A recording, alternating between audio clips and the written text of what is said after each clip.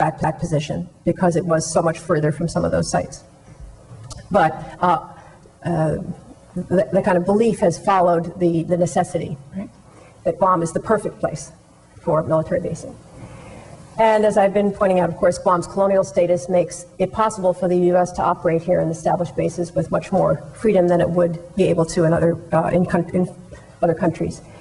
And then the process of militarization, as I pointed out early on, has been one that leads the military basing process to have a kind of a momentum of its own, a momentum that's driven in part by those companies and others who would profit from base building and from base operations, as well as from national security doctrine about the necessity for the United States to have an imperial presence in the world, to have a forward presence and a strong and a very, very large military, larger than the militaries of every other country in the world combined. Right? That's, again, a strategic doctrine followed by funding. Right? In addition, there are many forms of resistance to U.S. basing. There are a variety of different kinds of arguments that people have used to say that the bases should not exist, or they should be smaller, or they should be more controlled by much stricter SOFAs and so on. And those arguments range from nationalism through feminism, through anti-militarism, to environmentalism, to anti-imperialism. In addition, I think, as some people have clearly been talking about on Guam, security concerns about potential targeting have also been raised in many countries. If U.S. assets are placed in that country, people are rightly concerned that they then appear on the map of the targeting map of in the Kremlin in the past, or even now, or again, of terrorists who might obviously be interested in attacking the U.S. at these locations.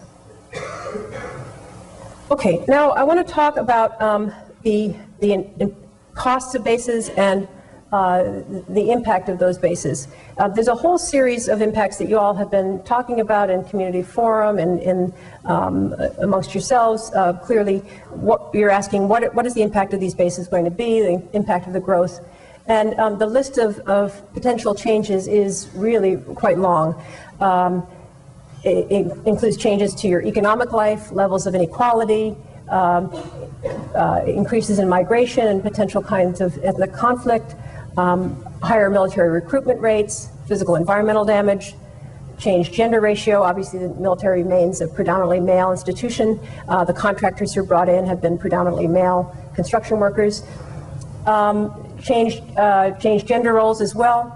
Increased crime rates of various kinds. Again, some of those are crime rates in the civilian community that will go up with increased poverty, as they have in Fayetteville. And some are crimes by soldiers. Increased population density, suburbanization of land use patterns, which I'll give you an example of in a minute, and various kinds of political cultural change. Military-based communities have often had a distinctive kind of local political culture, in a less democratic culture in some ways, a less empowered political culture, because those communities see the imperial power, in this case the United States, as, or the federal government, if it's domestic, see those Washington as having more control over their fate than their own local political leaders do, or they themselves do. That's a very common pattern. And again, you have been engaged in a several-year-long exercise of trying to imagine and detail the impact of this military base growth on Guam in order to gain some relief from the expected continued externalization of the social costs of military basing. Okay. One example of those externalized costs would be health and environmental effects.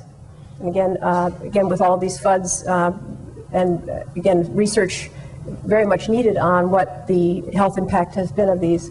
But also, again, the kind of the land use patterns on U.S. military posts has been very much like the mainland U.S. pattern, the post-World War II pattern of suburbanization, of sprawl, of setting up housing in a very sort of open, spread out way, rather than in urbanized forms. And as you can see, again here, sort of military housing patterns. And then also, just in terms of the boundary between the base and the community, there are more urbanized patterns at the edge, more dense patterns of land use than there are on the coast.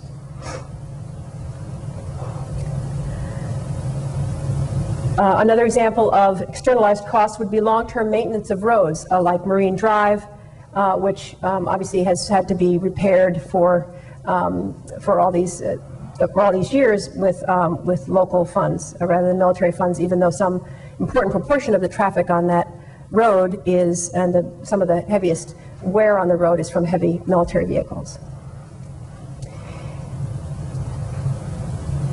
Okay, and finally, in this final section, I want to discuss the economic impact of bases, and obviously the health and well-being effects of bases are more crucial, but we need to speak about the economic effects because they're the primary thing that people in many base communities are talking about, and they focus on them for, we focus on them for two reasons. The military advertises those effects, focusing on the dollars brought in via soldiers' salaries, civilian work on post, and construction and other subcontracts. So the First Hawaiian Bank published a Guam economic forecast that claimed that the military expansion is anticipated to benefit Guam's economy in the amount of $1.5 billion per year once the process begins. And the second reason why we need to look at economic effects is because while the effects can be major and the effects can be major and they would appear overall to be positive, it's the main thing that people pin their hopes on. Unlike, obviously, the environmental effects, the sovereignty effects, the cultural crime, and noise effects. Although, again, in any of these cases, it's a very interesting and complex question how these things work. So the environmental effects of the bases include all of those FUDs and the problem of toxins, but you can also see that the preservation of certain kinds of open space and green space has been much more extensive on the military posts themselves, and many people will argue that this is an argument that the military has been an environmental benefit to the island.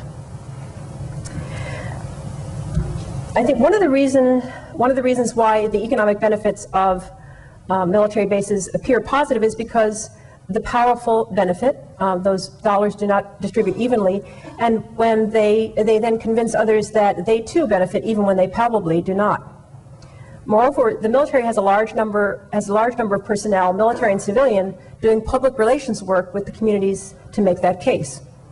This was true in Fayetteville as well. The local paper got press releases every day from the military, and particularly at least once a year there was a very large and very impressive story about these economic impacts in terms of the dollars were all added up of contracts that had come to Fort Bragg.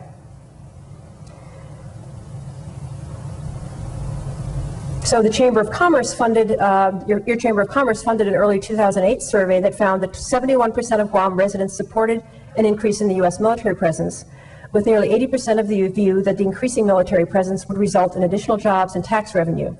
According to the poll, 60% felt the additional Marines on the island would have a positive effect and would ultimately improve the island's quality of life.